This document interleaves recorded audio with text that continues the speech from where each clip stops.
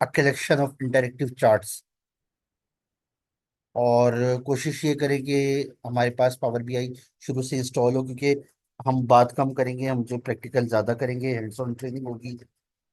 तो माइक्रोसॉफ्ट ने विजुअलाइजेशन का ये जो टूल प्रोवाइड किया, दूसरे लोगों ने भी, दूसरे भी ऑर्गेनाइजेशन ने इस पे काम किया। और माइक्रोसॉफ्ट के साथ साथ मैं समझता हूँ कि जो टॉप के कंपटीटर हैं माइक्रोसॉफ्ट के अलावा, टेबलो और क्लिक सेंस हैं। अच्छा, सवाल ये पैदा होता है एक, थोड़ा सा ट्रेनिंग की तरफ आने से पहले, तो सवाल ये पैदा होता है कि भाई हम पावर बीआई क्यों सीख रहे हैं। हो सकता है कि हम जहाँ पर जा रहे हैं, जहाँ हमारा फ्यूचर प्लान है, हो सकता है वहाँ पे टेब्लो, हो सकता है वहाँ पे क्लिक सेंस हो, या कोई और सही सॉफ्टवेयर हो डैशबोर्ड के लिए। मतलब मैं ये सोच रहा हूँ कि यार मुझे डैशबोर्ड सीखना तो है, लेकिन किस सॉफ्टवेयर से सीखूं, इसके लिए मैं फैसला नहीं कर पा रहा हूँ। तो भाई, आसान बात ये है कि अगर आपको पावर बीआई आ गया तो आपको सारे डैशबोर्ड आ गया। अब आप उसको टेब्लो पे करो, उसको क्लिक सेंस पे करो, या दुनिया के किसी भी सॉफ्टवेयर पे करो, ये इसी तरह से ये, जैसे अगर आपको स्प्रेडशीट आती है, स्प्रेडशीट आपको समझ आ गई है, तो आप एक्सेल पे करें, गूगल शीट्स पे करें, या किसी पर भी करें। मैंने खुद भी थोड़ा बहुत किसी वजह से मुझे असाइनमेंट मिले थे, तो मैंने टेबलो पे भी काम किया। तो जाहिर है वो थोड़ा सा लेआउट मुख्तलिफ होता है वहाँ पे, बाकी सारी चीज़ें वही होती हैं, नाम मुख्तलिफ होते हैं, ऑप्शंस मुख्तलिफ होते हैं, लेकिन चीज़ें वही होती हैं।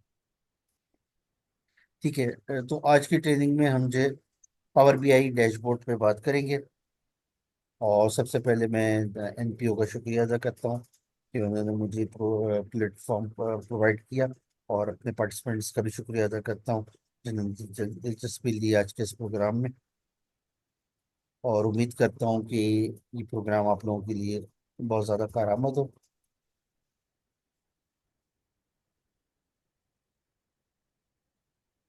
ठीक है जी, ये तो एक मुख्तसर इंट्रोडक्शन हो गया। अच्छा, वैसे मैं बेसिकली इंटरनल ऑडिटर हूँ, और इंटरनल ऑडिट को लीड कर रहा होता हूँ, तो ये भी एक थोड़ा छोटा सा इंट्रोडक्शन है। अच्छा जी, हम डायरेक्ट पावर बीआई शुरू कर रहे हैं। पावर बीआई शुरू करने में सबसे पहली चीज जो आएगी वो आएगी गेट डेटा। ठीक है ना। हम एक डेटा लेंगे और उस पे एनालिसिस शुरू करेंगे, उस पे विजुअलाइजेशन शुरू करेंगे। तो आमतौर पे पावर बीआई में हम खुद से डेटा जनरेट नहीं करते हैं, बल्कि हम जो डेटा मौजूद होता है हम उसको विजुलाइज करते हैं, उसको एनालाइज करते हैं। डेटा एंटर करने का भी इसमें मौजूद है, लेकिन बहुत मुख्तसर सा और लिमिटेड सा है। तो मैं आप लोगों के सामने पावर बीआई यहाँ पे स्टार्ट कर रहा हूँ, और उम्मीद करता हूँ कि आप लोग भी मेरे साथ साथ फॉलो कर रहे होंगे। तो लेट्स स्टार्ट।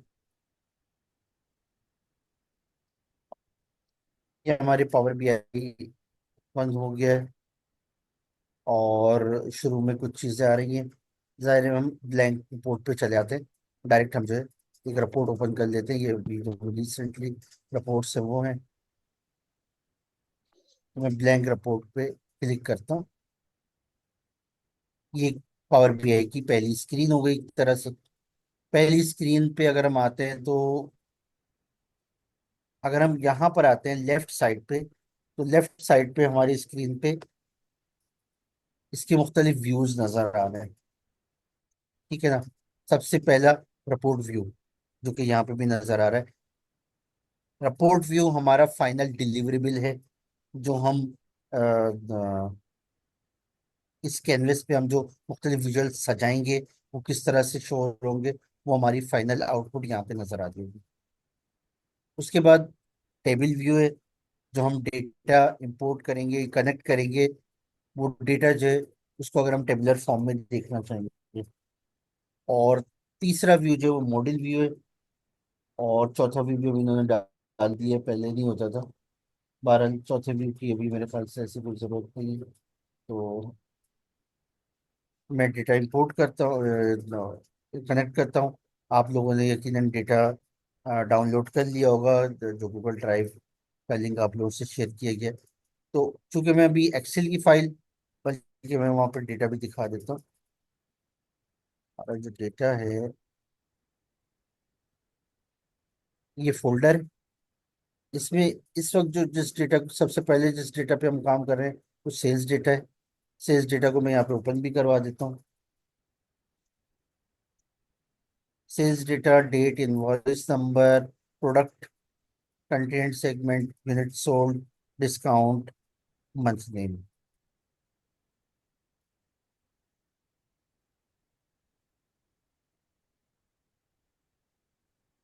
अच्छा, गूगल ड्राइव का ये जो लिंक है मैंने यहाँ पे चैट में भी दिया हुआ है।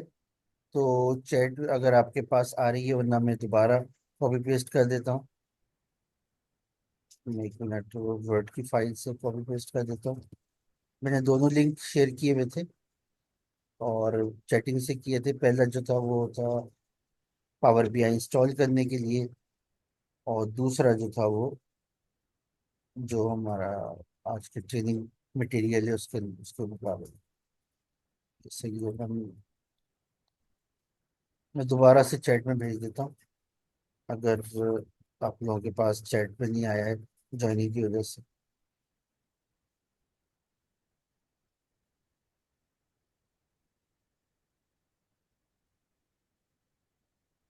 तो जूम पे भी मैंने दोबारा से चैट में भेज दिया है, वहां से आप डाउनलोड कर सकते हैं। ठीक है ना, ये डाउन यहाँ। हाँ।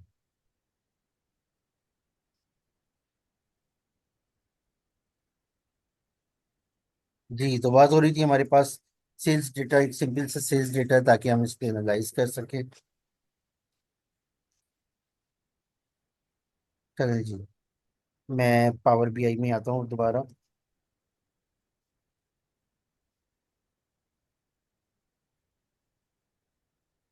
ठीक है, तो मैं यहाँ से गेट डेटा यहाँ से भी कर सकता हूँ। वैसे बेसिकली गेट डेटा जो वो यहाँ पर मौजूद है, गेट डेटा। और अगर हम देखें तो सारा गेट डेटा यहाँ पर मौजूद है। और शुरू में ये बात भी तय कर लेते हैं, यानी कि समझ लेते हैं कि माइक्रोसॉफ्ट पावर बीआई इस चीज का मोहताज नहीं है कि आपका फॉर्मेट एक्सेल का है, फलाना है, पीडीएफ है। ये कोई दो तीन फॉर्मेट को अडॉप्ट नहीं करता है। इसके पास एक बहुत बड़ी लिस्ट है। अगर हम इस लिस्ट को देखें तो ये हम देख सकते हैं कि हमारा डेटा पता नहीं कौन से दुनिया भर की यहाँ पे फॉर्मेट मौजूद है। इसका मतलब है आपको इस चीज़ की ज़रूरत नहीं है कि आप पहले डेटा को एक्सेल में कन्वर्ट करो फिर पावर बीआई में लेकर आओ, बल्कि आप डायरेक्ट, क्योंकि हम एक्सेल के आदी हैं इसलिए एक्सेल से शुरुआत करते हैं। और अभी हम टेक्स्ट फाइल को भी आज ही करेंगे इंशाल्लाह। टेक्स्ट फाइल से भी डेटा लेंगे और एक्सेल से भी लेंगे, लेकिन उसके अलावा भी बहुत सारे, और इवन के फोल्डर, पूरे के पूरे फोल्डर से भी डेटा लिया जा रहा होता है। और पीडीएफ है और बहुत सारे फॉर्मेट्स हैं यहाँ पे। तो ये डायरेक्ट आपके उस फॉर्मेट से डेटा उठा लेता है। आपको इस चीज़ के लिए परेशान होने की ज़रूरत नहीं है कि आपका डेटा किस फॉर्मेट में है। बहरहाल, फिलहाल मेरा डेटा एक्सेल में, तो एक्सेल में हम यहाँ से भी ले सकते हैं, यहाँ से भी ले सकते हैं, और यहाँ से भी ले सकते हैं, और यहाँ से भी ले सकते हैं। और फिर ये इसके बाद ये कैटेगराइज है, बहुत सारे ऑप्शन हैं। चलिए, मैंने यहाँ पे क्लिक किया और डेस्कटॉप पर मैंने ये फोल्डर रखा हुआ है। मैं इंश्योर कर लूँ कि वही वाला फोल्डर है, डेस्कटॉप। और ये पावर बीआई ओवरव्यू, और ये हमारे सेल्स की एक ही, एक्सेल की एक ही फाइल थी, तो इसलिए उसने एक ही फाइल यहाँ पे शो कर दी। ये मेरा डेटा इंपोर्ट हो रहा है, और यकीनन आप लोगों का भी, आप लोगों के पास भी इसी तरह से आ रहा होगा। अच्छा, उसमें वो बता रहा है कि ये जो आइकन आ रहे हैं, ये शीट के आइकन आ रहे हैं और ये टेबल का आइकन आ रहा है, और ये सजेस्टेड टेबल भी बना रहा होता है। तो अगर हम इसमें देखें तो ये, अगर मैं इस पर क्लिक करता हूँ तो इसका प्रीव्यू दिखा रहा है, और ये भी काफ़ी बेहतर है, कोई मसला नज़र नहीं आ रहा है। शीट में ये कि अननेसेसरी रोज एंड कॉलम्स आ सकते हैं, ब्लैंक रोज एंड कॉलम्स आ सकते हैं। और ये हमारा टेबल है। अगर हमने टेबल बनाए हुए हैं, सजेस्टेड टेबल मैं आमतौर पे नहीं लेता हूँ, लेकिन फिर भी ले भी सकते हैं सजेस्टेड टेबल भी, कभी कभी हम ले रहे होते हैं। टेबल ज़्यादा बेहतर इसलिए होता है कि टेबल में आपको इस बात का इम्कान नहीं होता है कि कोई अननेसेसरी उसमें ना चीज़ें आ रही हो, कोई आपने डेटा के बाद कोई ऐसी रफ कैलकुलेशन करी थी, कोई रफ इंफॉर्मेशन डाली थी, या आपने बाद में डिलीट भी कर दी थी, उसने ब्लैंक कॉलम्स या ब्लैंक रोज इंसर्ट कर दिए वगैरह वगैरह।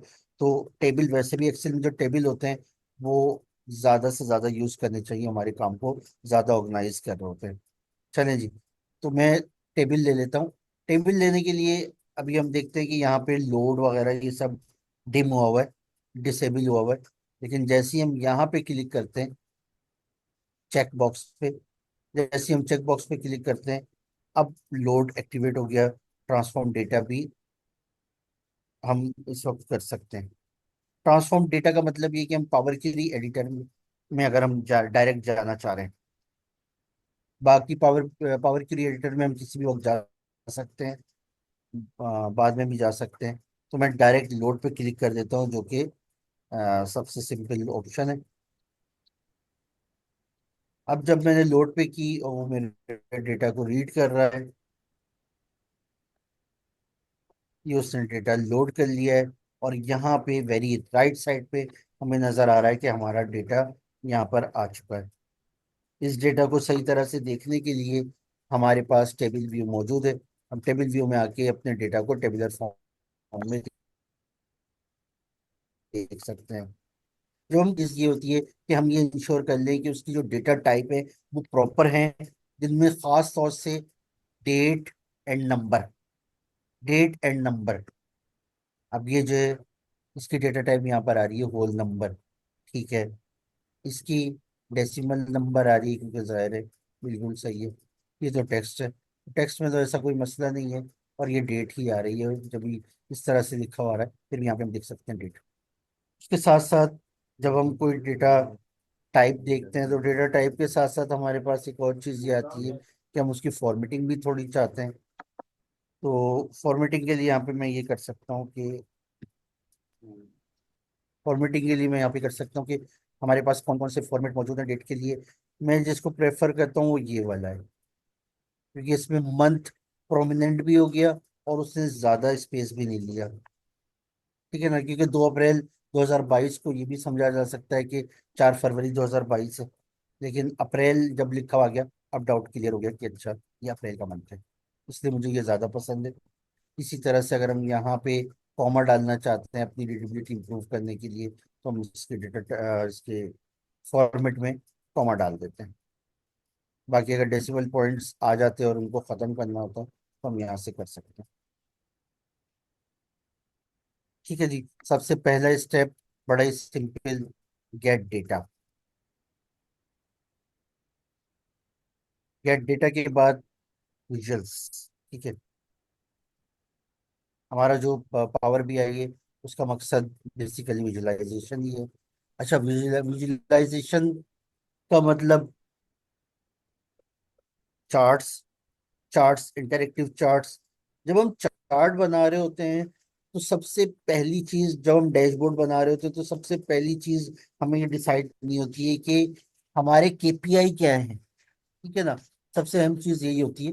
और खासतौर से अगर हम एक ही ऑर्गेनाइजेशन के लिए काम कर रहे हैं तो उसके केपीआई काफी हमें पहले से ही पता होते हैं।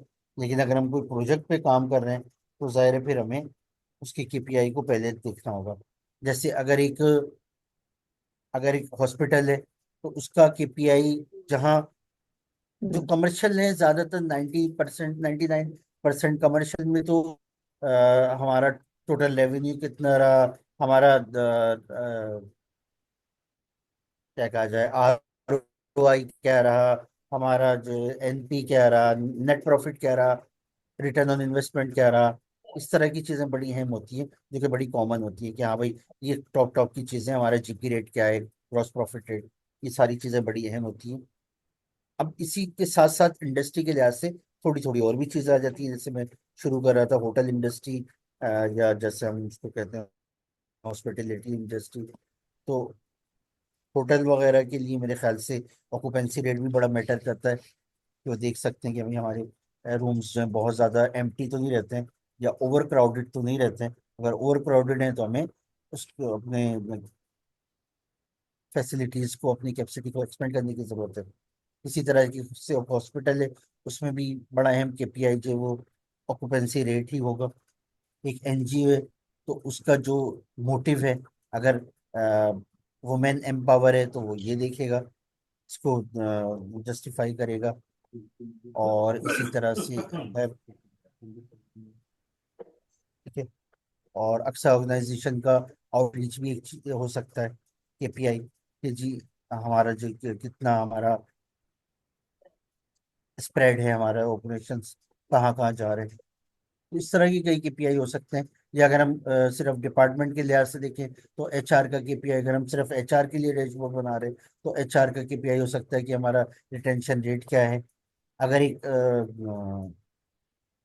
क्यूसी डिपार्टमेंट है तो उसका हो सकता है कि जी उसकी रिटर्न कितनी हो रही है, एक्सटर्नल रिटर्न कितना हो रहा है, उसके उसमें कितनी कमी आ रही है, रेट कितना है। तो इस तरह से केपीआई, सबसे पहले तो हमें केपीआई देखने होते हैं, उसके लिहाज से हमारी विजुअलाइजेशन होती है। अच्छा, अगर हम अपने इस डेटा को देखें तो हमारे इस डेटा में मेरे ख्याल से इस वक्त जो हमें नजर आ रहा है, अभी हम इस पर और काम करेंगे, इस वक्त जो हमें नजर आ रहा है मेरे ख्याल से यूनिट सोल्ड एक काफी अहम चीज है कि जी हमारे यूनिट्स कितने सेल हुए हैं। क्योंकि अभी हमारे पास सेल्स का बाकायदा डेटा नहीं है, वो कुछ वक्त बाद हम देखेंगे कि कैसे, उसमें उनकी एक साइंस है, तो इसलिए उसको हम बाद में देख लेंगे। फिलहाल हम ये देख लेते हैं कि हमारा जो यूनिट्स है, फिलहाल हम इसको एनालाइज करते हैं।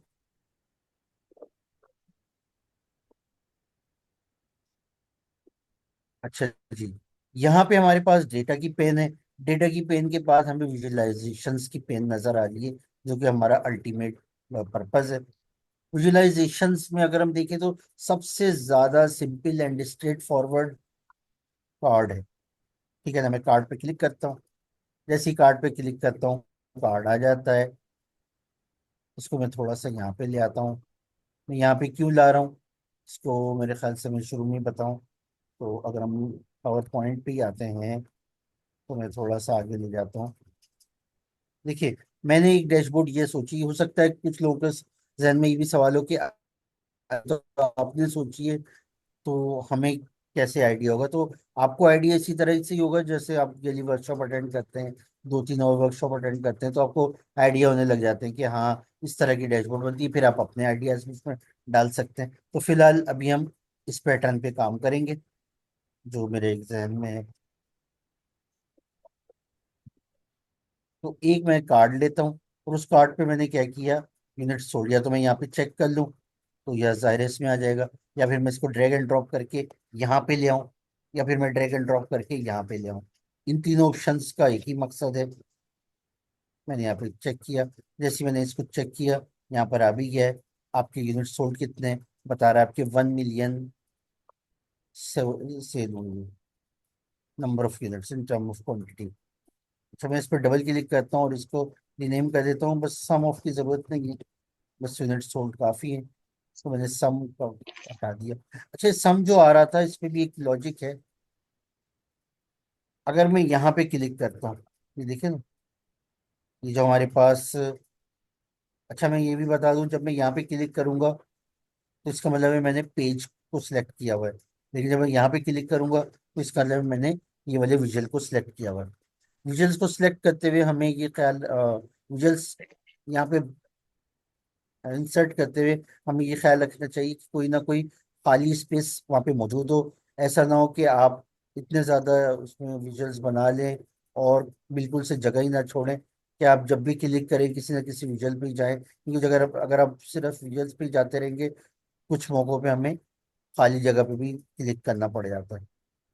अदरवाइज अगर जैसे कि ये विजुअल मौजूद है और मैं कोई और सा विजुअल बनाने की मेरी इंटेंशन थी, मैंने टेबल पे क्लिक किया, वो इसी को टेबल में कन्वर्ट कर देगा क्योंकि आपने अभी इस व्हील को सिलेक्ट किया हुआ है।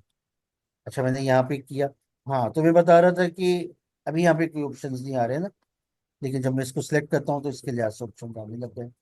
मैंने यहाँ पे यूनिट्स की फील्ड ली थी।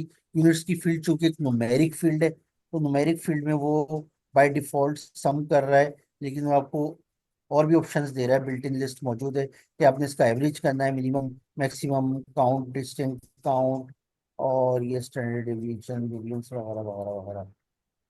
तो बाय डिफॉल्ट उसने सम किया है, और आमतौर पे हम सम की तरफ ही ज़्यादा जाते हैं अगर हमारी न्यूमेरिक फील्ड है। तो ठीक है जी, मुझे यही चाहिए था कि हमारे यूनिट सोल्ड कितने हुए, तो उसने बता दिया कि 1 मिलियन। इसका मतलब है कि हमारे यहाँ पे जो बैक पे जो डेटा आ रहा था, इस पूरे का इसने सम करके बता दिया कि जो आपका इतना लंबा चौड़ा डेटा था, इस पूरे का अगर आप सम करें तो आपकी क्वांटिटी कितनी सेल हुई है।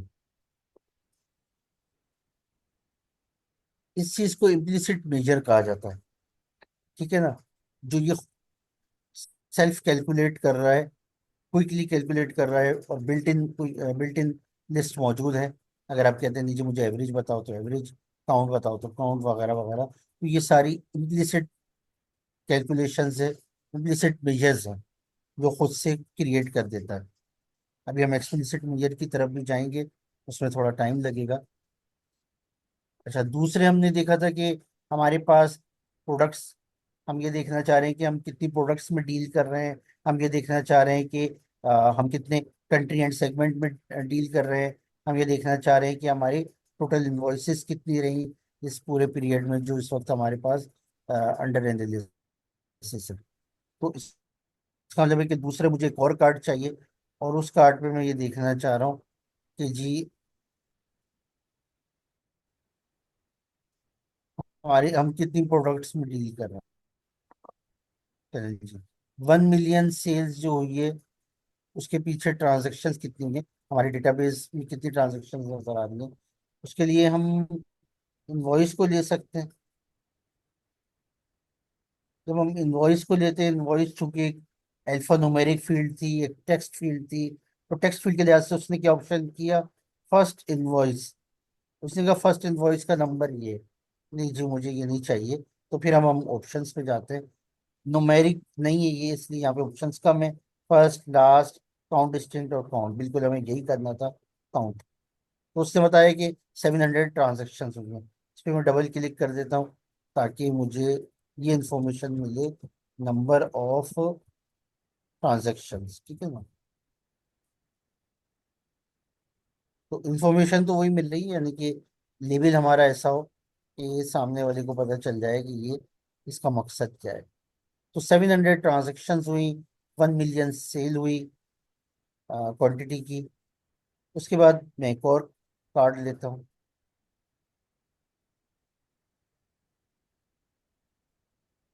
और इस पे हम ये देखना चाह रहे हैं कि हमने कितनी प्रोडक्ट्स में डील कर रहे हैं। अगेन टेक्स्ट फील्ड थी। यहाँ पे अगर हम काउंट करते हैं, ये दोबारा 700 आ गया। लेकिन अगर हम डिस्टिंक्ट काउंट करते हैं तो इसका क्या मतलब है, इसका मतलब है कि अगर क्लासिक यहाँ पे 100 टाइम्स आ रहा है तो उसको एक ही दफा के लिए एक ही दफा काउंट करेगा। इसी तरह कोई और प्रोडक्ट का नाम है, कोई और प्रोडक्ट का नाम है, काउंट डिस्टिंक्ट इस लिहाज से ज्यादा बेहतर है। तो ये बता रहा है कि आपने 6 प्रोडक्ट्स में डील कर रहे हैं आप, जो कि हम यहाँ से भी देख सकते हैं हम कितनी प्रोडक्ट्स में डील कर रहे हैं। ये हमारे पास पूरी लिस्ट आ रही है, यकीनन 6 प्रोडक्ट्स हैं हमारी। इसको भी डबल क्लिक करके रीनेम कर देता हूँ, number of products.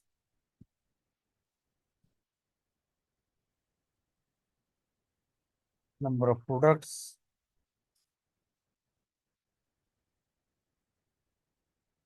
Content segment को हम बाद में कर लेते हैं। ठीक है। यहाँ तक किसी का कुछ सवाल, सारी चीजें समझ में आ रही है ना। हमने सबसे पहले गेट डेटा किया। गेट डेटा के बाद हमने उसका डेटा टाइप चेक कर लिया। डेटा टाइप के साथ साथ हमने फॉर्मेटिंग कर ली। इस तरह से हमारे पास एक डेटा मिल गया, जो कि हम यहाँ पे टेबल व्यू में जाके किसी भी वक्त उसको देख सकते हैं, विजुलाइज कर सकते हैं कि हाँ जी हमारा डेटा किस तरह मौजूद है।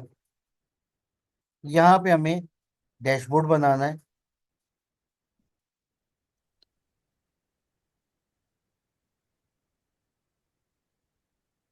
ठीक है। अच्छा, जब हम यहाँ पे डेटा टाइप पे आते हैं, जब हम यहाँ पे आ जाते हैं, इस व्यू में आते हैं, तो हमारे पास जहाँ डेटा टाइप नज़र आ रही है, वहीं साथ साथ हमारे पास यहाँ पे फॉर्मेटिंग भी आ रही है। ये रही डेटा टाइप, साथ साथ डेटा टाइप भी आ रही है, फॉर्मेटिंग भी आ रही है। डेटा टाइप भी आ रही है, फॉर्मेटिंग भी आ रही है। लेट सपोज मैं कहता हूँ यहाँ पे मुझे 2 डेसिमल पॉइंट भी चाहिए। ये 2 डेसिमल पॉइंट्स भी आ गए। लेकिन चूंकि न्यूमेरिक, सॉरी, ये कोई वैल्यूज नहीं है, इसलिए मैं इसको सिंगल, सॉरी, कोई भी डेसिमल पॉइंट्स नहीं चाह रहा हूँ मैं, तो मैं यहाँ पे 0 कर देता हूँ।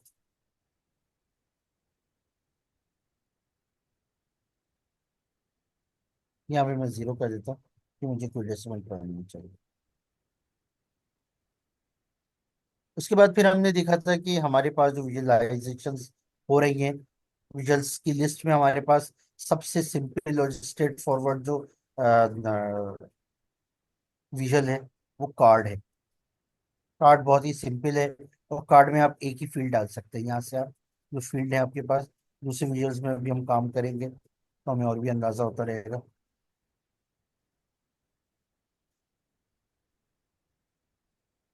ठीक है, दूसरे विजुअल्स में जाने से पहले हमें थोड़ा और काम करना है, तो हम विजुअल्स की तरफ दोबारा आएंगे।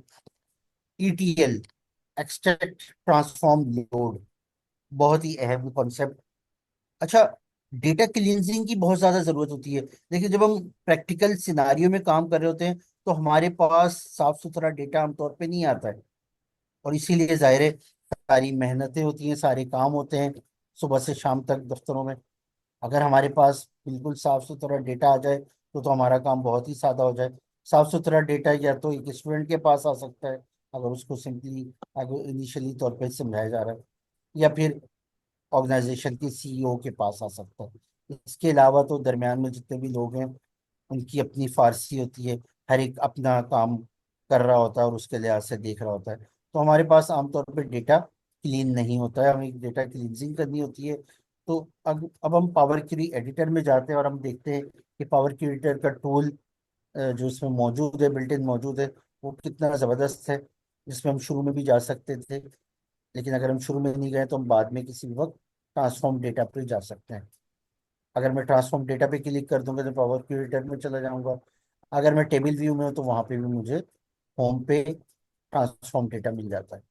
ठीक है, तो हम किसी भी व्यू व्यू में हो, हमें ट्रांसफॉर्म डेटा मिल जाता है। ट्रांसफॉर्म डेटा पे क्लिक किया मैंने, जैसे ही मैंने ट्रांसफॉर्म डेटा पे क्लिक किया, ये मुझे पावर क्वेरी एडिटर के एनवायरनमेंट में लेकर आ गया। इस वक्त फॉर्चुनेटली एक ही हमारे पास टेबल है, तो एक ही क्वेरी बन गई है। एक से ज्यादा होते तो फिर हमें उसमें से सिलेक्शन करनी होती। थोड़ा सा हम पावर क्वेरी एडिटर के एनवायरनमेंट को भी देख लेते हैं। पावर क्वेरी एडिटर में बहुत ही, अगर हम सिंपल और बेसिक चीज देखें तो यहाँ पर मौजूद है। ठीक है, आपने अगर यहाँ पे रोज रिमूव करनी है तो वो एक्सेल की तरह नहीं है। यहाँ पे आपको बकायदा बताना पड़ता है। مثلا आप कहते हैं टॉप 10 रोज रिमूव कर दो, तो मैंने कहा कि टॉप 10, तो उसने टॉप की 10 रोज रिमूव कर दी। मुझे इस स्टेप को कैंसिल करना है तो यहाँ पे अंडू नहीं है, बल्कि यहाँ पे हम यहाँ से स्टेप को डिलीट कर सकते हैं। तो यहाँ पे हमारे जितने भी स्टेप्स हैं वो यहाँ पे रिकॉर्ड होते जा रहे हैं। अभी तो ये सारे स्टेप्स ऑटोमेटिकली परफॉर्म हुए हैं, लेकिन हम जो भी स्टेप कर रहे होंगे वो यहाँ पे आता रहेगा। बीच बीच में चेंज टाइप कभी कभी ऑटो परफॉर्म भी कर देता है, और कभी हमें खुद भी करना पड़ता है। इसी तरह रिमूव रोज, बॉटम, ऑल्टरनेट, ऑल्टरनेट में पूरा बताना पड़ेगा कौन सी रोज से शुरू करना है, कितनी रोज को रिमूव करना है, कितनी रोज को कीप करना है, ये सारे हमें फिल करने पड़ेंगे। डुप्लीकेट्स, अगर डुप्लीकेट्स आ रहे हैं और आपकी रिक्वायरमेंट ये है कि डुप्लीकेट रिमूव होने चाहिए। रिमूव ब्लैंक रोज, ये तो बहुत ही अहम है। बिल्कुल, अगर ब्लैंक रोज है तो उसको रिमूव कर दें। रिमूव एरर्स, अगर एरर्स हैं तो उनको रिमूव कर दें। जाहिर है हम एरर्स को रिमूव करना तो बड़ा अच्छा ऑप्शन समझते हैं, लेकिन जाहिर है साथ ही साथ हमें इसके लिए भी तैयार रहना पड़ता है कि कहीं ऐसा ना हो कि एरर रिमूव करने में हमारा कीमती डेटा भी ज़ाया हो जाए। तो एरर रिमूव एक अच्छा ऑप्शन ज़रूर है, लेकिन हमें मुहतात रहना चाहिए। रिमूव कोई भी हो रहा हो, रिमूव में ज़ाहिर एहतियात होनी चाहिए कि हम जो रिमूव कर रहे हैं, हम सिर्फ एक कॉलम की बेस पे तो फैसला नहीं कर रहे हैं, हमें पूरे डेटा की बेस पे फैसला करना है कि पूरे डेटा में इसका इम्पेक्ट क्या पड़ेगा। इसी तरह से बिल्कुल रिवर्स में की प्रोज है। ठीक है ना, जहाँ आप रिमूवल की बात कर रहे होते हैं वही आप रिटेंशन की बात कर रहे होते, तो आप रिटेन रिटेन भी कर सकते हैं। यानी कि इस तरह से ना, लेट सपोज आप कहते हो कि जैसे भी हमने कहा था टॉप 10 रोज रिमूव कर दो। अच्छा, अगर मेरी रिक्वायरमेंट ये होती कि नहीं, आगे जो रोज हैं उनको रिमूव करो, तो ये अब रोज आती जा रही है आती जा रही है, तो भाई आसान हल फिर ये है ना। अगर मुझे देखिए ना, ये ऑप्शन इसीलिए रखे हैं ना कि आप आसानी की तरफ जाए। अगर मैं कहता हूँ यार शुरू कीजिए ना, टॉप 10 रोज देखनी है मुझे, बाकी सारी रिमूव कर दो, तो बजाय इसके कि मैं ये कहूँ कि कितनी रोज बॉटम से डिलीट करनी है, तो भाई इस वक्त आसान क्या है कि बस टॉप की 10 मुझे रखनी है। तो टॉप की 10 डिलीट करनी थी तो वह ऑप्शन आसान था, कीप रोज टॉप रखनी है। फिर कीप रोज में keep top bottom range range उसी तरह से हम लोग सब देखा था। कीप डुप्लीकेट्स, अच्छा कीप डुप्लीकेट्स या कीप एरर्स क्यों है? जाहिर है ये इसलिए कि अगर हम एनालाइज करना चाहें, अगर मैं देखना चाहूँ, लेट सपोज, जाहिर है इसमें इसमें शायद कोई डुप्लीकेशन तो नहीं होनी चाहिए, फिर भी हम देख लेते हैं। कीप डुप्लीकेट्स, हाँ जी कोई डुप्लीकेशन नहीं है, तो हमने ये इस तरह कंफर्म भी कर लिया। कीप एरर्स, एरर तो खैर इस वक्त है ही नहीं, क्योंकि अगर एरर होता तो उसकी एक सिंपल पहचान ये कि जो ग्रीन कलर, जी कुछ है।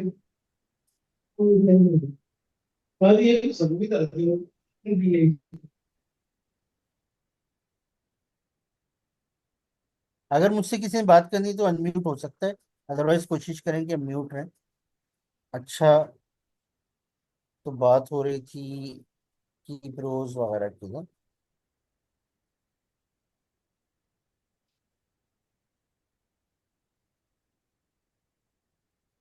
ठीक है, इसी तरह से की एरर्स, हाँ एरर के बारे में बात हो रही थी। एरर के बारे में बात ये हो रही थी कि जो ग्रीन सी लाइन आ रही है, ये इसीलिए आ रही है कि आपके पास कोई एरर नहीं है। अगर आपके पास कोई एरर होता तो उस कॉलम में ऊपर जो एक रेड कलर की लाइन आ जाती। अच्छा, ये रेड कलर की लाइन उससे थोड़ा सा फर्क रखा हुआ है, धारी धार आती है सफेद, और रेड मेरे ख्याल से हो रही होती है, तो उसका मतलब है कि एरर थोड़ा कम है। और अगर बहुत ज्यादा एरर आ रहा है तो फिर ये लाइन बिल्कुल रेड हो जाती है, जिस कॉलम में एरर होता है। वैसे हमारे पास व्यू के अंदर भी कॉलम क्वालिटी का एक ऑप्शन मौजूद है, जहाँ पे वो हर कॉलम की अलग अलग स्टेटिक्स बता रहा है कि वहाँ पे एरर्स की कितने परसेंट है और एम्प्टी कितने परसेंट है। यहाँ पे ना तो कोई एम्प्टी है ना कोई एरर है, बिल्कुल सही है कॉलम क्वालिटी। यहाँ पे हमारे स्टेप्स आते जा रहे हैं। अच्छा, ओ एक मिनट लैपटॉप जो है इसकी चार्जिंग खत्म हो गई, चार्जिंग तो लगा दूं।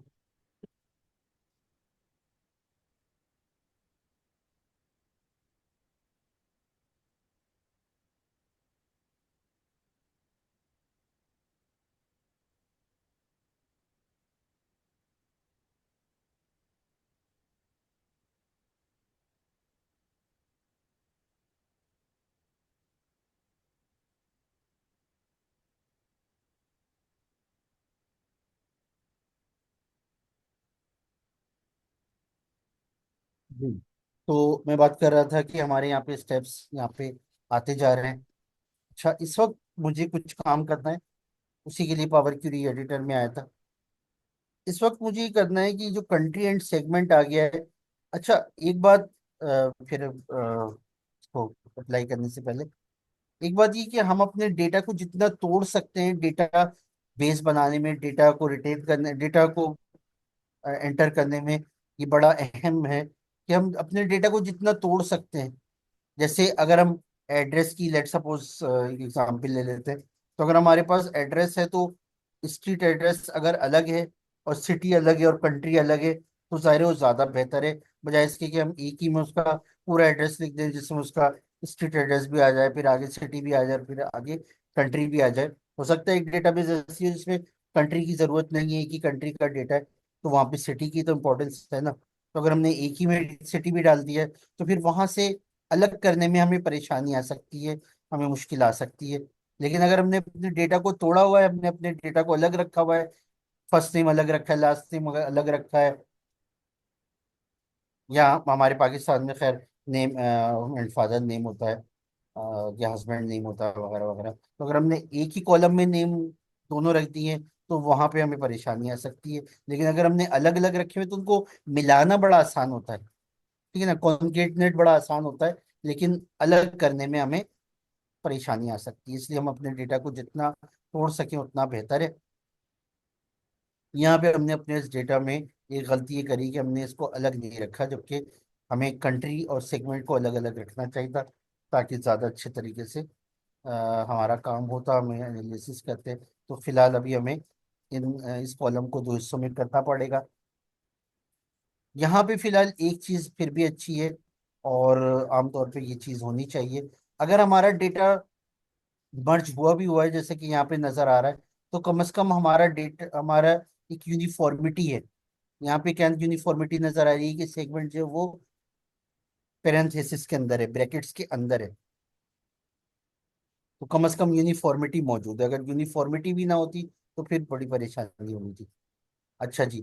तो इसको मुझे दो कॉलम्स में करना है, तो हमारे पास यहाँ पे स्प्लिट कॉलम्स फॉर्म में मौजूद है। ट्रांसफॉर्म में भी आ रहा है स्प्लिट कॉलम, दोनों में कोई फर्क नहीं है।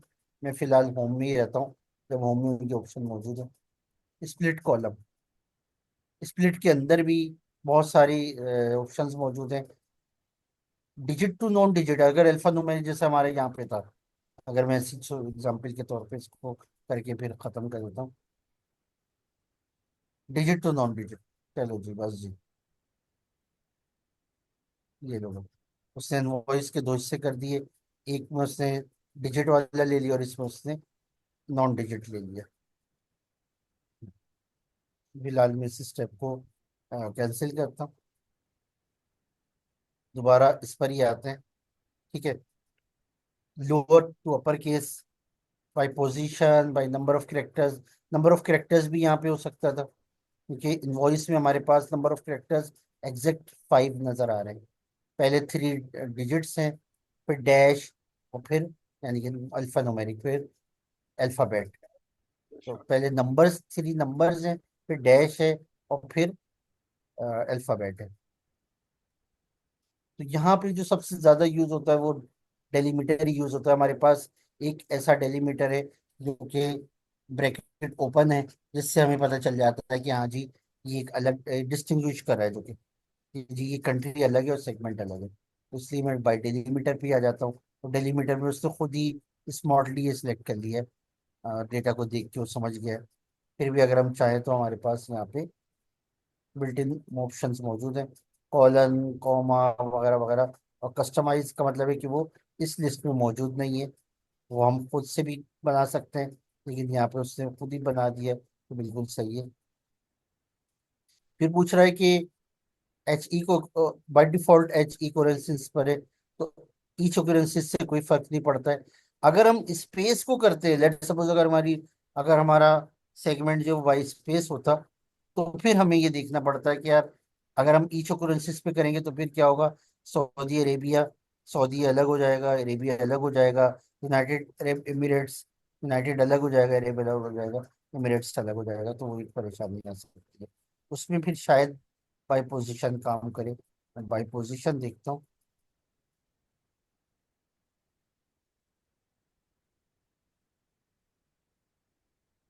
बाई पोजीशन में अगर मैं -1 करके देखो, नहीं, -1 का ऑप्शन नहीं है।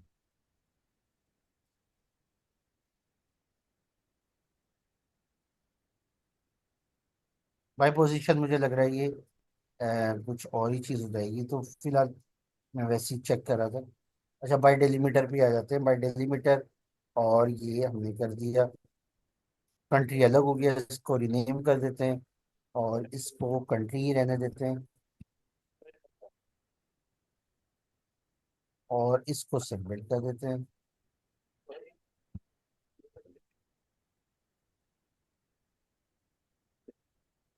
कंट्री में हो सकता है, क्योंकि अभी हमने थोड़ी देर पहले, अच्छा, हमारे पास यहाँ पे जो स्टेप्स आ रहे हैं, अगर हम यहाँ पे जाते हैं तो ये आपको उस वक्त की तस्वीर दिखाता है जिस वक्त आपने, ये देखिए, इस वक्त आपने स्प्लिट नहीं किया हुआ था, तो आप स्प्लिट कर चुके हैं, लेकिन आप यहाँ से जाके देख सकते हैं। अच्छा, मैंने चूंकि अगर हम देखें तो सऊदी अरेबिया के बाद एक स्पेस आ रहा था, और हमने डेलीमीटर जो वो ब्रैकेट का किया, तो हो सकता है कि आफ्टर स्प्लिटिंग। जी कुछ बोलना है? जी वली साहब।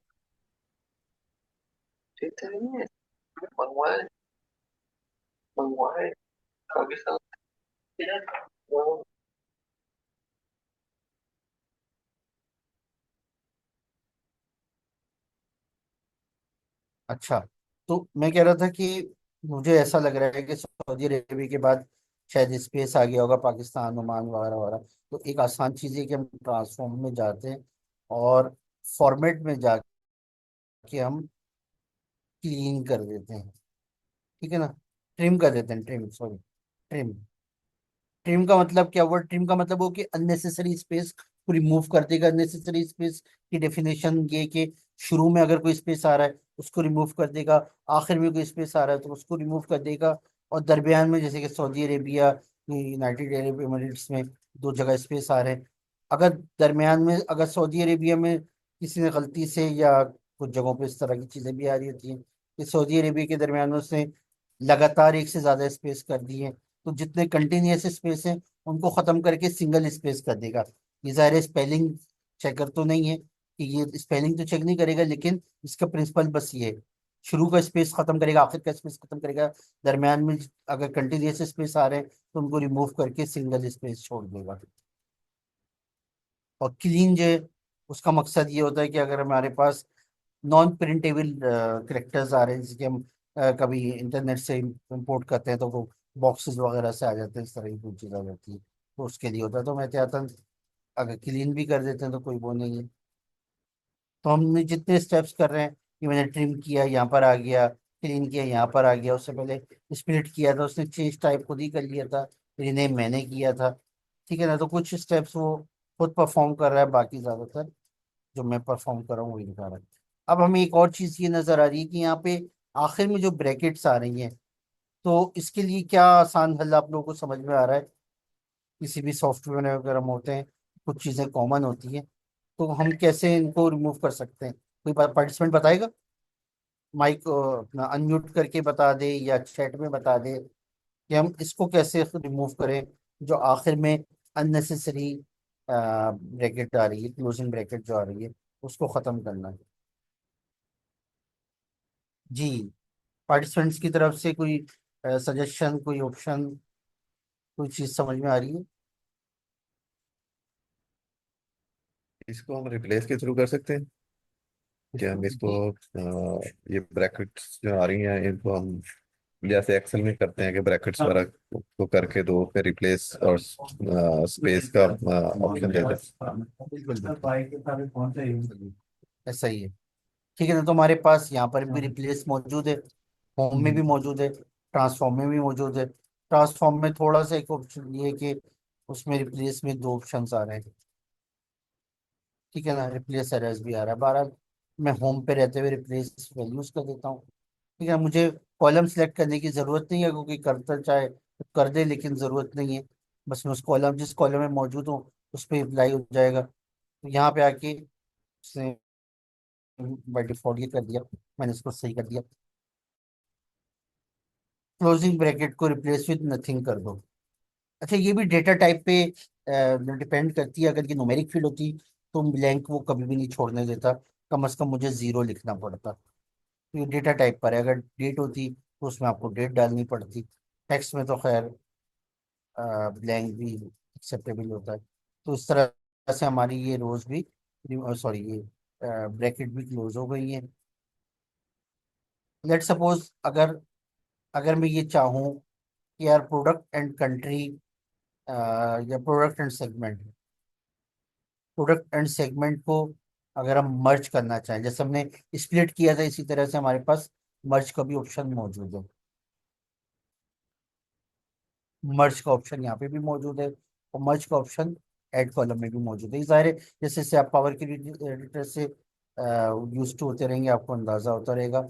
मर्ज कॉलम यहाँ पर भी आ रहा है, लेकिन इससे पहले हमने देखा था कि कुछ ऑप्शन ऐसे थे जो होम और ट्रांसफॉर्म में मौजूद था। लेकिन जो ऑप्शंस ऐड कॉलम पे मौजूद है, इसका क्या मतलब है कि एक एडिशनल कॉलम बन जाएगा, ठीक है ना। तो ऐड कॉलम में एक अलग बात है, और कहीं और वो ऑप्शन आ रहा है, उसकी वजह कुछ और है। अगर मैं यहाँ पे मर्ज करता हूँ तो इसका मतलब है वो इसी को मर्ज कर देगा। लेकिन अगर मैं कहता हूँ नहीं कि एडिशनल कॉलम बन जाए, तो वो एक एडिशनल कॉलम बना देगा। लेट सपोज मैंने कहा एडिशनल कॉलम बना दो, मर्ज कर दो। मैंने सिलेक्ट क्या किया था? अच्छा, मैं दोबारा एक और चीज भी करता हूँ, बल्कि बल्कि मैं थोड़ा सा मुख्तलिफ करता हूँ। मैं कहता हूँ कंट्री और प्रोडक्ट को कर लेता हूँ। अब मैंने क्या किया, पहले कंट्री को सिलेक्ट किया, कंट्रोल, प्रोडक्ट को किया। मेरी सीक्वेंस भी उसको बता रही है कि मैं क्या कह रहा हूँ। मैंने पहले कंट्री सिलेक्ट किया, फिर प्रोडक्ट सिलेक्ट किया। अब मैंने एडिश ऐड कॉलम पे आ गया ताकि एडिशनल कॉलम बन जाए, मर्ज कॉलम, मर्ज कॉलम में उसने कहा कोई सेपरेटर में, आमतौर पे सेपरेटर जो रख रहा होता हूँ वो स्पेस डैश स्पेस रख रहा होता हूँ। बाकी आपकी मर्जी, यहाँ पे बिल्ट इन भी मौजूद है और आप कस्टमाइज भी करना चाहें।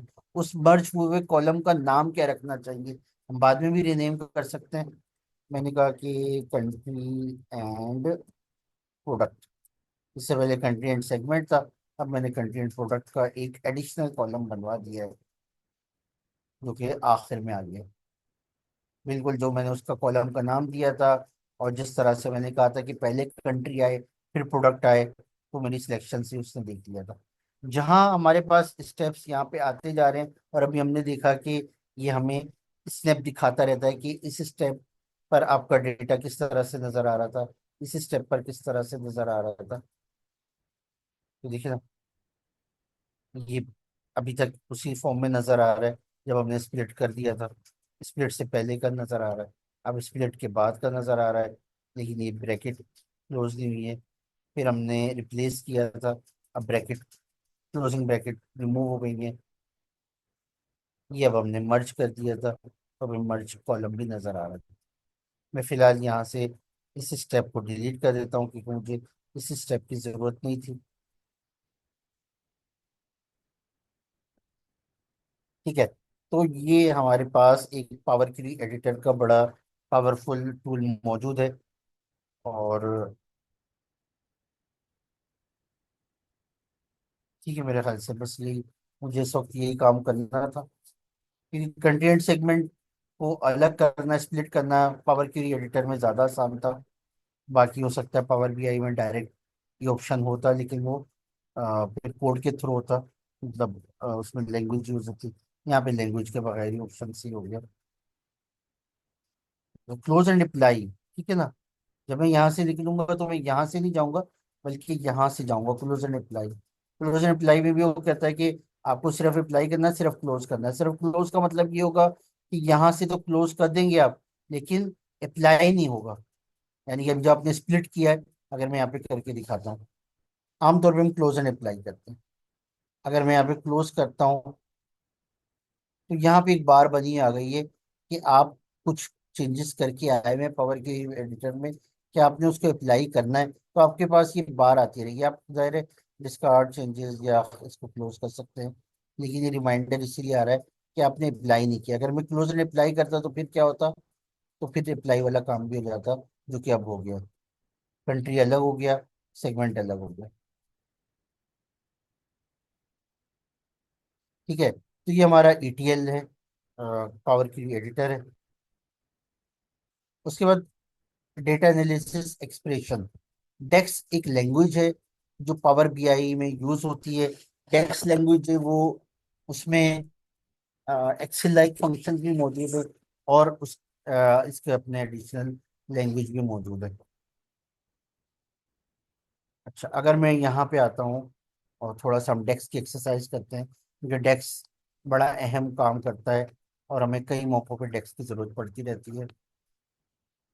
लेट सपोज मैंने कहा यार ये जो यूनिट्स हैं, अगर हम इन यूनिट्स, फिलहाल फिलहाल अगर हम इन यूनिट्स की इरेस्पेक्टिव ऑफ वो कौन सी प्रोडक्ट की सेल है, अगर मैं कहता हूँ कि 300 में बेच लें, एक एवरेज हमारा 300 का रेट है, तो मैं एक न्यू कॉलम क्रिएट करता हूँ। न्यू कॉलम हम यहाँ से भी ले सकते हैं, इसके मोर ऑप्शन से भी जाके ले सकते हैं, और यहाँ पे राइट क्लिक करके भी ले सकते हैं। बहुत सारी जगहों से न्यू कॉलम मिल जाएगा। तो मैं एक न्यू कॉलम क्रिएट करने जा रहा हूँ। जब मैंने न्यू कॉलम पे क्लिक क्लिक किया तो वो बोल रहा है उस कॉलम का नाम क्या है और आप आगे डेस्क क्या लगाना चाह रहे हैं। तो कॉलम का नाम मैंने कहा कि जनाब कॉलम का नाम है, इसका नाम होगा सेल्स एट 300। अगर हम 300 की सेल कर रहे हो, 300 हमारी वो होती सेल्स प्राइस होती, तो फिर ये सेल्स कितनी होती। तो फिर हमारे पास यहाँ पर आ रहा है सोल्ड। अच्छा, मैं ये भी बता दूं, अपनी की पंचिंग सेव करने के लिए मैंने क्या किया, मैंने इसको माउस से सिलेक्ट कर लिया। जैसे ही मैं अपने ऑप्शन पर आया, उसके बाद मैंने टैब प्रेस कर दिया। This multiply by 300। और कॉलम टूल्स में जाके फॉर्मेटिंग में कॉमा भी डाल देते हैं। ठीक है। तो सेल्स एट 300, अगर हम इस वक्त अपना डेस्क देखें तो बड़ा ही सिंपल है। इस वक्त तो अगर हम देखें तो डेस्क कोई खास यूज ही नहीं हुआ है, क्योंकि symbols, multiply, multiplication, plus minus, ये सारी इतनी कॉमन चीजें हैं कि इसमें ये तो कहीं भी यूज हो जाती है। तो इसमें तो अभी कोई खास डेस्क यूज नहीं हुआ। हमने एक काम यहाँ पे किया, और वो ये किया कि हमने रेफर किया यूनिट सोल्ड को। लेट सपोज अगर मैं यहाँ से सेल्स डेटा हटा भी दूँ तो जाहिर है तब फिर भी हमारा रिजल्ट सही रहेगा, क्योंकि जाहिर है हम इंटरनली इसको अप्लाई कर रहे हैं। हम इसी टेबल में रहते हुए इसी टेबल के यूनिट सोल्ड को हम कॉल कर रहे हैं। हम किसी एक्सटर्नल सोर्स से नहीं कर रहे हैं। लेकिन फिर भी एडवाइजेबल यही होता है कि हम टेबल के नाम के साथ रेफर करें। टेबल के साथ, नाम के साथ रेफर करें, ये ज़्यादा बेहतर है। तो हमारा एक बड़ा ही सिंपल सा डेस्क बन गया है कि हाँ जी, अगर हम इसको 300 से मल्टीप्लाई करते हैं तो क्या आ जाता है। अच्छा, इसी तरह से अगर मैं डिस्काउंट निकाल लेते हैं। अगर हम इसी 300 को देखते हुए हम डिस्काउंट अमाउंट निकालना चाहिए, परसेंटेज आ रही थी, तो वैसे ही परसेंटेज थी। मुझे उस वक्त भी इसके फॉर्मेटिंग को परसेंटेज कर देना चाहिए था। मैं अब कर देता हूँ। ये मुझसे ऊपर की याद नहीं रहा कि मैं उसको उसी वक्त फॉर्मेटिंग कर देता हूँ। इसमें मुझे मेरे ख्याल से पॉइंट में ज़रूरत नज़र नहीं आ रही है। ठीक है, तो बस डेसिमल पॉइंट्स में जीरो कर देता हूँ। अच्छा, अगर हम 300 को ही बेस बनाते हुए एक और कॉलम बना दें और उसमें हम कर दें डिस्काउंट एट 300, 300 पे रहते हुए डिस्काउंट क्या हुआ। तो मैंने कहा कि जनाब आप करिए क्या, आप एक तो सेल्स को ले लें, जो भी मैंने सेल्स यहाँ पे बनाई है, सेल्स एट 300। और अच्छा, मैं इंटेंशनली यहाँ पे स्पेस भी डाले जा रहा हूँ। ज़्यादातर सजेस्ट यही किया जाता है कि हम कितने स्पेस डालते रहें ज़्यादा बेहतर है। तो लैंग्वेज के लिहाज से एक्सेल की, क्योंकि मैं एक्सेल से आ रहा हूँ, तो एक्सेल के इन्वायरमेंट के लिहाज से मैं अननेसेसरी स्पेस को बहुत ज़्यादा अवॉइड करता हूँ, स्पेसिस को बहुत ज़्यादा अवॉइड करता हूँ। लेकिन पावर बीआई में स्पेस यूज बहुत ज़्यादा करता हूँ, क्योंकि ये सजेस्ट किया जा रहा होता है। अच्छा, तो मैंने कहा कि sales into discount, sales into discount.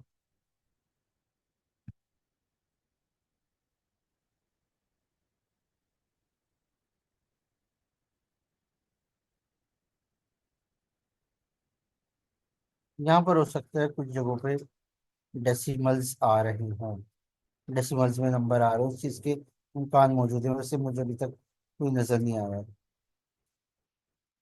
नहीं, कहीं है नहीं वैसे। तो मैं इसके भी जीरो कर देता हूँ।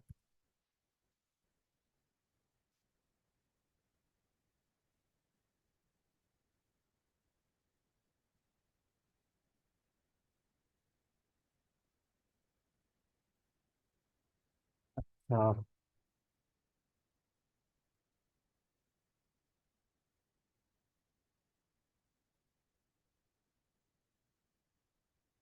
और एक्सेल लाइक फंक्शन भी यूज कर सकते हैं। लेट सपोज मैं कहता हूँ कि चलो यूनिट सोल्ड देखते हैं।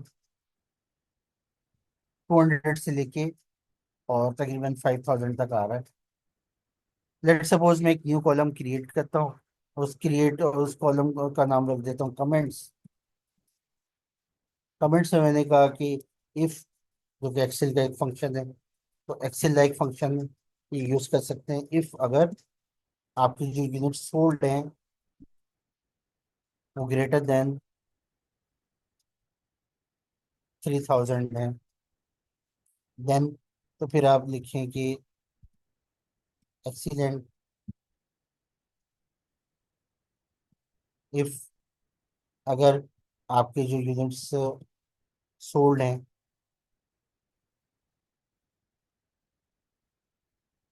Greater than 1000, then good, otherwise okay. ये एक इफ क्लोज हो गया, ये दूसरा इफ क्लोज हो गया, बिल्कुल जैसा एक्सेल में करते हैं। तो इसका मतलब है कि हम एक्सेल लाइक फंक्शन भी यूज कर सकते हैं। अभी हम कुछ एडिशनल भी यूज करेंगे, ज़ाहिर है थोड़ा टाइम चाहिए हमें इस इन्वायरमेंट को समझने के लिए। ठीक है, तो यहाँ तक तो किसी का कोई सवाल नहीं है ना? क्योंकि पहले जो हमने दो कॉलम बनाए तो बहुत ही सिंपल थे, और जस्ट हमने एक रेफर किया एक कॉलम को, और स्टैरिक 300, इसी तरह से यहाँ पे एक को रेफर किया, स्टैरिक दूसरे को रेफर कर दिया। हाँ, यहाँ पे हमें एक चीज नजर आ रही है डिस्काउंट वाले में, कि हमने यहाँ पे, ये हमारा जो कॉलम्स थे ये डेटा के कॉलम्स थे सेगमेंट तक। यहाँ पर हमने एक न्यू कॉलम क्रिएट किया। उसके बाद जब हमने ये वाला कॉलम क्रिएट किया तो हमने क्या किया, हमने एक ऐसे कॉलम को कॉल किया जो कि अभी हमने क्रिएट किया था। तो इसका मतलब है कि अगर आपने कोई कॉलम, एडिशनल कॉलम को कस्टमाइज कॉलम बनाना है, तो आप उसके लिए एक पिछले कस्टमाइज कॉलम को भी यूज कर सकते हैं, और जाहिर डेटा कॉलम को तो आप यूज कर ही सकते हैं। ठीक है ना? तो इस तरह की कोई रेस्ट्रिक्शन नहीं है यहाँ पे, और होनी भी नहीं चाहिए।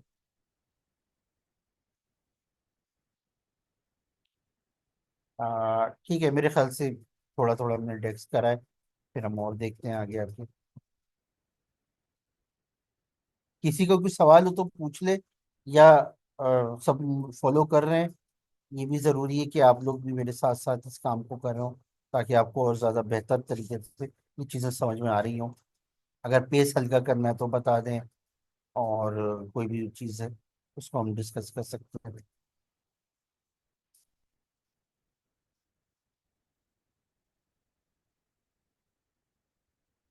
कोई सवाल ना होने की दो वजह है, या तो ये कि हमें सब कुछ समझ में आ रहा है, या फिर ये कि हमें कुछ भी समझ में नहीं आ रहा है। तो अल्लाह करे हमें सब कुछ समझ में आ रहा हो।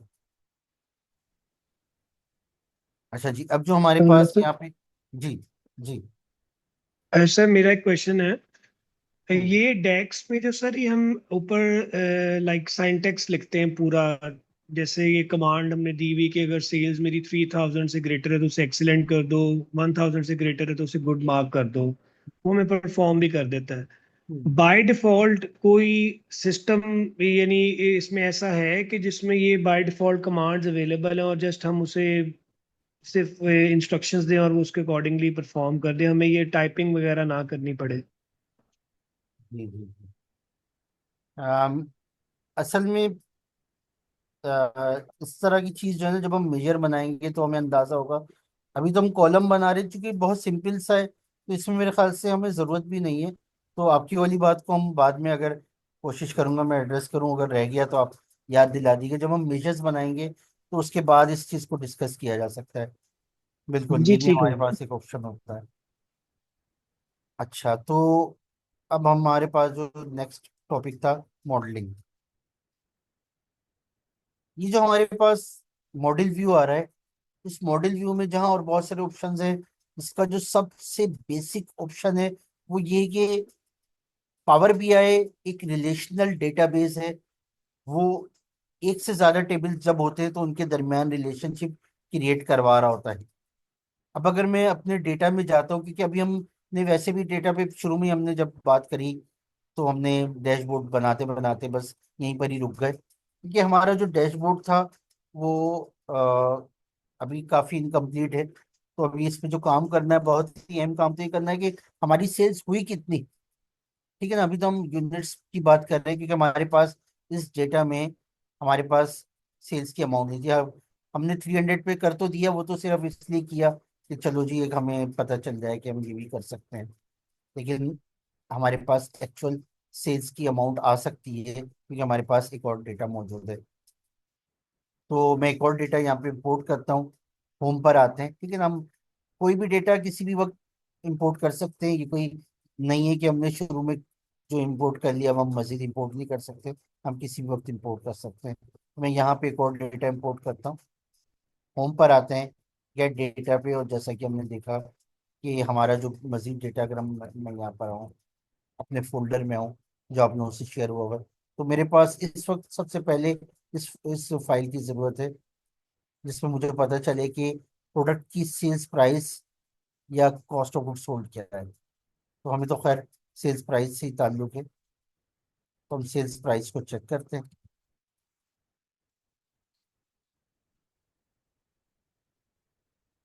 ठीक है। तो मैंने प्रोडक्ट बेसिक वाली फाइल को इस वक्त इसमें लोड करवा दी है। एक बड़ी छोटी सी फाइल है। ये मुझे बता रहा है कि आप जो टेक्स्ट फाइल है आपने डायरेक्ट लोड करनी है, ट्रांसफॉर्म डेटा में जाना है, वगैरह वगैरह। मुझे जस्ट जस्ट लोड करनी है, इसमें कोई काम ऐसा नहीं है। जब हम इस डेटा को देखते हैं, मैं दोबारा यहाँ पर टेबुलर फॉर्म में दिखाता हूँ। जब हम इस डेटा को देखते हैं तो हमारा ये जो डेटा है, ये डेटा चूंकि सेल्स का डेटा है तो इसका मतलब है कि ये बाय इनवॉइस डेटा है कि आपकी इनवॉइस नंबर क्या था और आपकी इनवॉइस डेट क्या थी। ठीक है, इसकी बड़ी बेसिक इन्फॉर्मेशन यही है। फिर आगे उस इनवॉइस के अगेंस्ट आपने कौन सी प्रोडक्ट सेल की थी, कितने यूनिट सेल किए थे, कितना डिस्काउंट ऑफर किया था, कौन सा मंथ था, कंट्री, सेगमेंट, बस यहाँ तक हमारा डेटा था। आगे हमने ये कैलकुलेशन करी है। तो इसका मतलब है कि हमारा जो डेटा है, ये डेटा बेसिकली इनवॉइस की एक इंफॉर्मेशन है। इनवॉइस का डेटा है कि जी हमने डेटा एंटर किया हुआ है बाय इनवॉइस, तो वो हमारे पास डेटा आ रहा है। जबकि ये जो हमारे पास डेटा है, ये हमें क्या बता रहा है? हमें बता रहा है कि जी आपकी जो प्रोडक्ट है उनकी यूनिट प्राइस कितनी है, उनकी कॉस्ट ऑफ गुड्स सोल्ड कितनी है। ये बड़ी इंपॉर्टेंट इन्फॉर्मेशन दे रहा है। अच्छा, अगर हम देखें तो मैं अगर दोबारा यहाँ पर आता हूँ, अगर हम यहाँ पर आए तो यहाँ पे एक फील्ड ऐसी आ रही है जो इसको आइडेंटिफाई कर रही है, इनवॉइस नंबर। और हम थोड़ी देर पहले पावर क्रिएटर में ये भी चेक कर चुके हैं कि इनवॉइस नंबर कहीं भी डुप्लीकेट नहीं है। ठीक है ना, ये सारी यूनिक है। तो एक ऐसी फील्ड जहां पे यूनिकनेस मेंटेन हो रही हो और जो कि उस डेटा की आइडेंटिफिकेशन कर रही हो। इसका मतलब है अगर मैं ये कहूँ कि जी 548-O, जैसे कि हम जूते की दुकान पे जाते हैं ना, वो कैसे शोर मचा रहा होता है, हाँ जी ये वाला निकाल के दो, ये वाला निकाल के दो, तो ये इसकी आइडेंटिफिकेशन है ना, 548-O। इसका मतलब जब मैं 548-O की बात करूंगा तो मैं इसी डेटा की बात कर रहा हूँ जो क्लासिक था और 886 यूनिट सेल हुए थे, 7% डिस्काउंट दिया गया था, जून में सेल हुआ था, और ओमान की गवर्नमेंट ने खरीदा था, वगैरह वगैरह। तो ये एक आइडेंटिफिकेशन है। जब एक ऐसा कॉलम होता है जो जिस आइडेंटिफाई कर रहा होता है और वहां पे यूनिकनेस मौजूद होती है, इसको हम प्राइमरी की कहते हैं डेटाबेस की लैंग्वेज में। तो ये मेरी प्राइमरी की है। अच्छा, इस प्राइमरी की में भी अगर हम आए तो यहाँ पे अगर हम दूसरे अपने टेबल में आते हैं जहाँ पे हमने सिर्फ प्रोडक्ट्स का डेटा रखा हुआ था, तो यहाँ पे जो प्राइमरी की है वो ये है, प्रोडक्ट नेम। आमतौर पे कोड यूज होते हैं, लेकिन इस एग्जांपल में हमने यहाँ पे कोड के बजाय हमने सिर्फ नेम रखी, क्योंकि प्रोडक्ट थोड़ी सी है। आमतौर पे ज्यादा प्रोडक्ट्स होती हैं तो फिर हम प्रोडक्ट कोड का एक कॉलम रखते हैं, तो वो आइडेंटिफिकेशन हो जाती है। तो यहाँ पे ये आइडेंटिफिकेशन है। इसका मतलब इसकी प्राइमरी फील्ड ये है, प्राइमरी की ये है, इसकी ये वाली फील्ड प्राइमरी की है, जो बता रही है कि अगर आप कहते हो कि जी क्लासिक, क्लासिक के बारे में बताते हैं कि जी 275 का बिक रहा है और 76% हमारी वस्तुओं को सोल्ड है, और अगर कोई और भी इंफॉर्मेशन होती है, लेट्स सपोज उस प्रोडक्ट का मैनेजर कौन है, वगैरह वगैरह, उसका कॉम्बिनेशन क्या है, और जो जो चीजें भी होती वो सारी इन्फॉर्मेशन यहाँ पे आ रही थी। इसका मतलब है अगर आपको प्रोडक्ट्स की बेसिक इन्फॉर्मेशन चाहिए तो आप इस टेबल में चले आएंगे, अगर आपको अपने सेल्स के डेटा को देखना है तो आप इसमें चले जाएंगे। अच्छा, इस प्राइमरी की को यहाँ पे जब हमने लेकर आए तो जाहिर है एक ही प्रोडक्ट कई कई दफा आ रही है, क्योंकि जाहिर है हम एक प्रोडक्ट कई कई दफा सेल कर रहे होंगे। तो यहाँ पे हम जो रेफर कर रहे हैं वो प्रोडक्ट को कर रहे हैं। तो प्रोडक्ट जो यहाँ पे प्राइमरी की थी वो यहाँ पे फॉरेन की कहलाएगी। इसका मतलब है जब आप क्लासिक यहाँ पे लिखा हुआ आ गया, तो क्लासिक के पीछे क्या इन्फॉर्मेशन है उसके लिए आपको यहाँ पे जाना पड़ेगा। इसका मतलब है कि इन दोनों का एक रिलेशनशिप है। उसने ऑटो डिटेक्ट कर लिया, मैं फिलहाल इसको डिलीट करता हूँ, और ऑटो डिटेक्ट भी मैं बता देता हूँ। वो रिलेशनशिप को ऑटो डिटेक्ट भी कर देता है। अगर हमने इसको डिसेबल करना है, मैं आमतौर पे डिसेबल इसलिए भी नहीं करता हूँ कि मैं ये समझता हूँ कि जो नॉर्मल चीजें होती हैं हम उससे बाहर ना जाएं, फिर उससे लोगों को कंफ्यूजन होती है कि ये कैसे हुआ, वगैरह वगैरह। सॉरी, होम में ही आ रहा हो, नहीं होम में नहीं आता है। अच्छा, ये रहा ऑप्शन एंड सेटिंग्स, और ये रहा ऑप्शंस। ऑप्शंस में लोड डेटा में रह करंट फाइल के लोड डेटा में ऑटो डिटेक्ट न्यू रिलेशनशिप, हम इसको डिसेबल भी कर सकते हैं यहाँ से। मैंने फिलहाल इसको सिर्फ डिलीट कर दिया। अब हम खुद से रिलेशन क्रिएट करते हैं ताकि हमें अंदाजा हो। तो जैसे कि बात हुई कि रिलेशनल डेटाबेस है, तो हमारा रिलेशन किससे? प्रोडक्ट नेम और प्रोडक्ट से। प्रोडक्ट से ये दोनों आपस में इंटर रिलेट कर रहे हैं। अगर मैं यहाँ पे प्रोडक्ट और प्रोडक्ट नेम के दरमियान रिलेशनशिप क्रिएट कर दूंगा, तो फिर उससे फायदा क्या होगा? उससे फायदा ये होगा कि फिर मैं इन दोनों की इंफॉर्मेशन आपस में शेयर कर सकूंगा। फील्ड का नाम एक जैसा होना जरूरी नहीं है, लेकिन अलग रखना भी जरूरी नहीं है। हमें जो भी आसान लग रहा है, अगर हमें ये प्रोडक्ट ही आसान लग रहा है तो हो सकता है हम दोनों जगह इसका नाम प्रोडक्ट रख लें। कोई जरूरी नहीं है कि आपने अलग अलग ही रखना है या एक जैसा रखना है। असल चीज क्या है कि आपकी डेटा टाइप कंपेटिबल हो। ऐसा ना हो कि एक जगह टेक्स्ट हो और एक जगह नंबर हो, होल नंबर या डेसिमल वगैरह वगैरह। यहाँ पे दोनों डेटा टाइप, दोनों जगह टेक्स्ट ही है, तो एक जैसी डेटा टाइप भी है, इसलिए ये आसानी से इंटर रिलेट हो सकती है। तो अब मैं ड्रैग करके इसको यहाँ से ड्रैग करके ले जाऊं या उसको वहां से ले जाऊं, दोनों में एक ही काम होना है। इन दोनों को आपस में इंटर रिलेट करना है। पूछ रहा है कि जी इस टेबल से इस टेबल तक, प्रोडक्ट से प्रोडक्ट नेम, प्रोडक्ट नेम से प्रोडक्ट। मैंने कहा सही है। यहाँ पे वो क्या बता रहा है? यहाँ पे उसकी कार्डिनली बता रहा है। कार्डिनलिटी किस किस तरह की कार्डिनलिटी? मैनी टू वन और वन टू मैनी बेस्ट होती है। वन टू वन और मैनी टू मैनी थोड़ा सा जो वो उसमें परफॉर्मेंस भी लो हो जाती है और एम्बिग्युइटी भी आ सकती है। फिर इसी तरह से single direction both, again both में एम्बिग्युइटी आती है, परफॉर्मेंस भी लो होती है, बल्कि खासतौर से बोथ में होती है। वन मैनी टू मैनी और वन टू वन में तो फिर भी इतना वो नहीं होता, लेकिन इससे बहुत ज्यादा होती है। ठीक है, तो हमने डेटा टाइप, सॉरी, हमने अपना रिलेशनशिप टाइप भी चेक कर लिया। इसको एक्टिव रखना है, इनएक्टिव रखना है? एक्टिव ही रखना है इसको। जैसे ही मैंने रिलेशनशिप क्रिएट किया, यहाँ से भी हमें अंदाजा हो रहा है वन टू मैनी और डायरेक्शन कहाँ जा रही है। तो वन टू मैनी का क्या मतलब हुआ? कि प्रोडक्ट नेम यहाँ पे एक ही दफा आ रहा होगा, जैसे कि हमने अभी थोड़ी देर पहले डेटा में भी देखा था, ये इसकी प्राइमरी की है तो ये एक ही आ रहा होगा। लेकिन यहाँ पे अभी हमने डेटा में ही देखा था कि प्रोडक्ट नेम यहाँ पे कई कई दफा आ रहा था। कि जाहिर है जब हम सेल कर रहे हैं तो हम एक दफा तो सेल नहीं करेंगे, हम तो चाहेंगे कि जितनी ज्यादा सेल हो सके। तो सेल्स के डेटा में एक ही प्रोडक्ट का नाम सैकड़ों दफा आ रहा है, जबकि यहाँ पे यूनिकनेस है, क्योंकि यहाँ पे हमारा पर्पज ये था कि हमारी जितनी प्रोडक्ट्स हैं उनकी डेटा हो, उनका एक जगह डेटा मौजूद हो कि जी ये उसका डेटा है। मैं वापस यहाँ पर आता हूँ, बल्कि यहाँ पर आता हूँ। अच्छा, ऑन दी बेसिस अगर मैं थोड़ी देर के लिए दोबारा से रिलेशनशिप डिलीट कर देता हूँ, तो फिर हम देखते हैं कि रिलेशनशिप का फायदा क्या है और नुकसान, फायदा क्या है, हम क्यों कर रहे हैं। लेट सपोज मैंने एक टेबल बनाया। कार्ड के बाद टेबल का विजुअल बड़ा सिंपल और स्ट्रेट फॉरवर्ड होता है। लेट सपोज मैंने यहाँ पे कहा कि जी मुझे ये बताओ कि भाई सेगमेंट यूनिट सोल्ड बता दो। उससे बता दिया। अगर मैं ये कहूँ कि भाई सेगमेंट ना बताओ और यहाँ से प्रोडक्ट नेम यहाँ से ले लो, प्रोडक्ट नेम इस टेबल से ले लो, वैसे तो प्रोडक्ट यहाँ पर भी मौजूद है।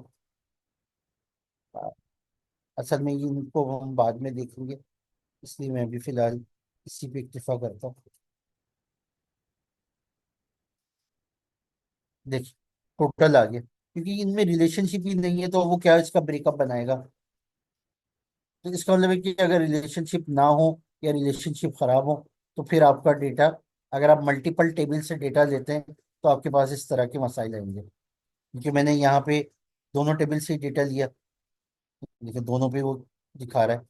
अगर मैं यहाँ पर आता हूँ तो एक ही पे दिखा रहा है, यहाँ पर आता हूँ तो बता रहा है कि आपने दोनों टेबल से डेटा लिया हुआ है। तो हमने दोनों टेबल से डेटा लिया हुआ है तो उनमें रिलेशनशिप भी होना चाहिए। अब मैं यहाँ पे दोबारा से रिलेशनशिप क्रिएट करता हूँ। प्रोडक्ट नेम, प्रोडक्ट से इंटर रिलेट कर देता हूँ और सेव कर लेता हूँ।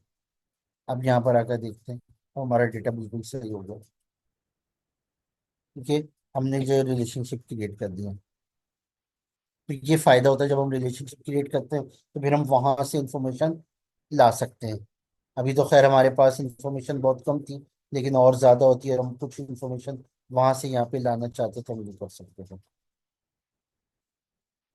अच्छा, अब इससे पहले कि हम एक्सप्लिसिट मेजर की तरफ जाएं, इस पर तो अभी हमें जाना ही है। और अभी जो हमारा स्टेप था वो था मॉडलिंग। ठीक है ना, मॉडलिंग यही था कि हम मॉडल व्यू में जाके रिलेशनशिप क्रिएट कर लें। सबसे अहम काम यही है, बाकी और भी कुछ ऑप्शंस हैं, लेकिन जाहिर है अभी हमारे जो 3 घंटे का सेशन है वो हमें इसकी इजाज़त नहीं दे रहा देता कि हम और भी कुछ करें। अच्छा, तो अब मैं आता हूँ, अब हम एक और पॉइंट की तरफ आते हैं।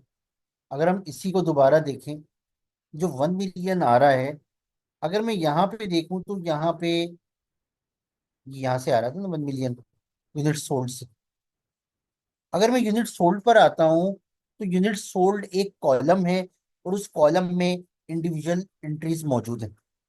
इंडिविजुअल एंट्रीज मौजूद है, लेकिन यहाँ पे वो उसने सम कर दिया, जैसे कि हमने यहाँ पे देखा भी था कि हम यहाँ से अपने ऑप्शन चेंज भी कर सकते हैं। तो इसका मतलब है कि, और ये बात शुरू में हुई भी थी, मैंने उस वक्त कहा भी था कि इम्प्लिसिट मेजर है, यानी कि उसने खुद से कैलकुलेशन कर लिए, सेल्फ कैलकुलेशन कर ली, यहाँ पे भी कर ली, यहाँ पे भी कर ली, यहाँ पे भी कर ली, यहाँ पे भी कर ली।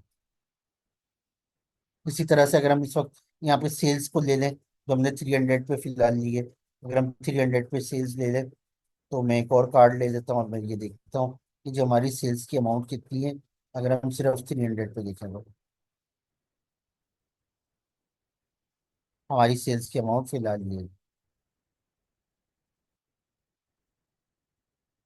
अच्छा, इम्प्लिसिट मेजर के साथ साथ एक और कॉन्सेप्ट है, एक्सप्लिसिट मेजर। हम सिर्फ मेजर ही कहते हैं पावर बीआई में, लेकिन मैं एक बात कर रहा हूँ एक्सप्लिसिट मेजर। मेजर जो एक ऐसा, मेजर मेजर एक डेक्स डेक्स बेस ही होता है। जब हम डेक्स यूज कर रहे हैं तो हम 3 चीजें कर सकते हैं आमतौर पे। 3 चीजें हम कर रहे होते हैं। एक, हम क्या करते हैं, कॉलम क्रिएट करते हैं, जैसे कि हमने यहाँ पे 3 कॉलम क्रिएट किए थे, तो हम डेक्स को यूज करते हुए कोई कॉलम क्रिएट कर सकते हैं, और हम डेक्स को यूज करते हुए कोई मेजर क्रिएट कर सकते हैं। जैसे कि यहाँ पे न्यू मेजर आ रहा है, मोर ऑप्शंस पे जाएं तो यहाँ पे भी न्यू मेजर आ जाएगा। अगर हम रिपोर्ट व्यू में, यहाँ पे भी हमारे पास न्यू मेजर आ जाएगा। तो बहुत सारे ऑप्शन है हमारे पास न्यू मेजर के। मेजर क्या चीज है? मेजर एक एग्रीगेट कैलकुलेशन है, यानी कि आप ये कहोगे जी कैलकुलेटेड कॉलम में क्या हुआ था, उसमें तो उसने एक कॉलम क्रिएट किया था जिसकी इंडिविजुअल वैल्यूज आ रही थी। यानी कि जब मैंने कहा कि जी ये मैंने कॉलम क्रिएट किया, तो उसने एक एक रिकॉर्ड को, एक एक लाइन को पढ़ा, और उसका रिजल्ट अलग अलग शो किया, अलग अलग शो। लेकिन अगर मैं ये कहूँ कि जी इस पूरे पे कैलकुलेट करो, इस पूरे का सम कर दो, इस पूरे का एवरेज कर दो,